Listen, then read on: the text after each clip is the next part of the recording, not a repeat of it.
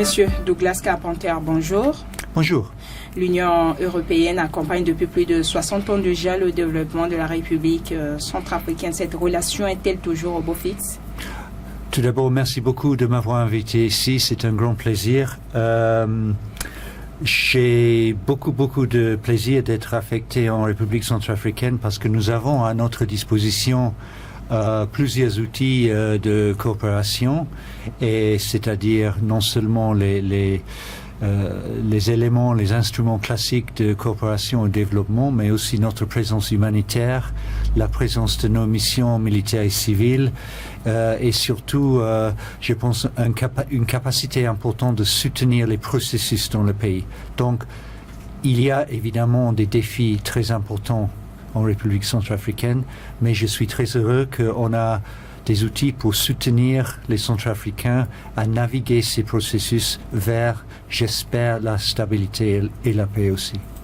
Alors justement, sur votre présence ici en Centrafrique et votre présence militaire, alors l'EUTM a suspendu temporairement sa formation au profit de l'armée centrafricaine. Elle a évoqué l'influence du groupe paramilitaire russe Wagner sur certains bataillons. Y a-t-il une évolution dans ce dossier?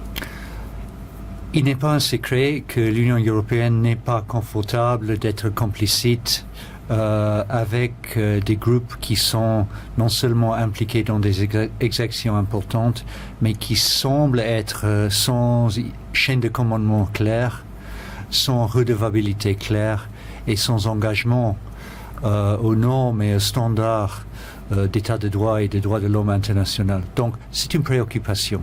Mais nous avons dit que la suspension du pilier formation du UTM, ce n'est qu'une suspension, et nous discutons évidemment, nous continuons les discussions avec le gouvernement sur les critères par lesquels on pourrait imaginer de rétablir ce pilier qui est évidemment très important pour le renforcement de capacité des FACA. Alors, en dehors de cet appui à l'armée qui est suspendue, quels sont les autres domaines d'intervention de l'Union européenne en République centrafricaine? On en a plusieurs. On est sur le point de lancer un nouveau programme jusqu'à la fin, d'ici fin 2024, et je pourrais peut-être juste illustrer les éléments focaux. Tout d'abord, on va continuer avec nous allons cibler la gouvernance et surtout côté gestion des finances publiques, qui est évidemment très important pour les réformes qui sont actuellement en cours, dirigées par exemple par le ministre Monsieur Ndoba. Nous allons lancer une initiative, un partenariat sur la transition verte, donc tout ce qui est biodiversité, changement climatique. Et là, je veux souligner le fait que la République centrafricaine a vraiment un narratif très positif à partager au niveau mondial. Nous allons continuer aussi avec le développement humain, et je veux lancer un programme important d'éducation, y compris sur l'élément décentralisation et sur la santé. Et enfin, évidemment, et c'est quelque chose que je veux vraiment souligner parce qu'on a un mandat de soutenir la population, c'est l'aide humanitaire. Vous savez qu'on a, je ne sais pas combien, mais je pense 60% de la population qui en besoin, avec 700 000 déplacés environ. Ce sont des chiffres qui sont très choquantes, et il incombe à l'Union européenne de rester dans le secteur humanitaire aussi. Alors, monsieur, la situation sécuritaire s'est fortement dégradée entre fin décembre 2020 et début 2021 avec l'avènement de la CPC. À ce jour, le gouvernement contrôle visiblement la quasi-totalité du pays grâce à l'appui de ses alliés. Quelle analyse faites-vous de la situation sécuritaire sur le terrain? Je pense que l'Union européenne n'est pas le mieux placée pour faire une évaluation de la situation sécuritaire à travers le pays. Évidemment, on a d'autres acteurs qui sont des acteurs sécuritaires, la MINUSCA et le gouvernement, évidemment aussi. Ceci étant dit, je pense que quand on discute de la stabilité et du contrôle de terrain, ce n'est pas tout simplement une question de quels éléments sont présents dans les villes de la province ou sur le terrain. C'est une question de l'activité des citoyens. On peut dire, s'il y a de l'agriculture, des actions d'agriculture qui sont en marche, on peut dire et l'économie qui fonctionne et les écoles qui sont ouvertes et les bâtiments municipaux qui sont ouverts, on peut dire que le contrôle d'État a été rétabli. Mais si on n'a que, par exemple, des gendarmes ou des soldats qui sont à côté de la mairie, mais que les écoles sont fermées, mais que malheureusement il y a des mines dans les champs et l'agriculture n'est pas possible, ce n'est pas vraiment la même chose. Donc, il faut nuancer un peu ce concept de stabilisation et surtout ce concept de contrôle du territoire. Alors, mais que fait l'Union européenne dans le domaine de la justice en République centrafricaine? Pour nous, je pense que la justice est... il faut peut-être imaginer une maison où on a plusieurs étages. On a la Cour pénale internationale. Évidemment, ce sont des grands cas pour les crimes contre l'humanité. On a la CPS, donc c'est un cours hybride, si vous voulez, cour pénale spéciale. On a des cours centrafricains au niveau central, au niveau local. Il faut que tous ces étages font partie de la maison et il faut que tous ces éléments soient pris en compte. Et on soutient à tous les niveaux, mais je voulais ajouter une chose, si vous permettez. C'est une question aussi de dialogue politique. Et un élément que nous soulignons, le chef de l'État, il a dit plusieurs fois qu'il s'est engagé à lutter contre l'impunité. C'est un engagement qui est pour nous très précieux. Pour assurer que cet engagement soit concrétisé, il faut vraiment que toutes les exactions, et il faut vraiment soient enregistrées, et il faut aussi que toutes les exactions soient investiguées. Et c'est un point très saillant dans le dialogue politique que nous avons, que évidemment je vais essayer de continuer à souligner.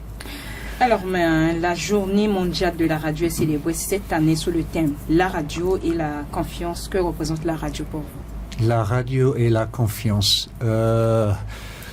J'ai passé mon enfance dans une région très périphérique, au nord-ouest du Pakistan. Il n'y avait pas de télé, il n'y avait pas de journaux, il n'y avait que la radio. Moi, je suis anglophone et à cette époque, c'était le BBC World Service. Et c'était un peu mon compagnon pendant mon enfance. C'était la source de toutes mes informations. C'était quelque chose qui m'a donné vraiment beaucoup de soutien moral, si vous voulez. Mais il y a une autre chose. Vous avez dit la radio, la confiance. Je pense que on commence avec la crédibilité, on commence avec la vérification des faits. Et la radio peut être une source, si vous voulez, de faits bien vérifiés, bien crédibles. Avec ces faits, les citoyens, ils ont la possibilité d'exercer le droit de citoyen et le droit démocratique, mais dans le sens plus profond, c'est-à-dire faire des choix sur la base des faits. Et donc, pour moi, ça c'est un peu... Cet élément radio et confiance, pour moi, c'est vraiment la base, c'est la base factuelle. Mais la radio reste également le média le mieux écouté en République centrafricaine malgré l'évolution des nouvelles technologies de l'information et de la communication. Pensez-vous qu'elle demeure un vecteur de stabilité et de cohésion sociale? La radio est un élément important de solidarité communautaire. En même temps, ça dépend un peu de la qualité et ça dépend un peu de la gestion. Malheureusement, l'histoire nous a enseigné que la radio peut aussi être un catalyste de violence, un catalyste d'incitation à la haine. Et donc, ce n'est pas tout simplement une question de la diffusion dans le sens technique, c'est une question aussi de la qualité de l'équipe. Et enfin, la radio, ce n'est que des êtres humains. Et je pense que ça, c'est un point très important aussi. La désinformation et les rumeurs prennent de l'ampleur en République centrafricaine. Que fait l'Union européenne dans le cadre de lutte contre ce fléau? Bon, tout d'abord, nous avons des projets et nous avons soutenu des projets spécifiques dans le cadre de ce qu'on appelle en anglais fact-checking, c'est-à-dire vérification des faits. En même temps, je pense qu'il est important d'avoir des réactions qui sont appropriées et qui sont proportionnelles.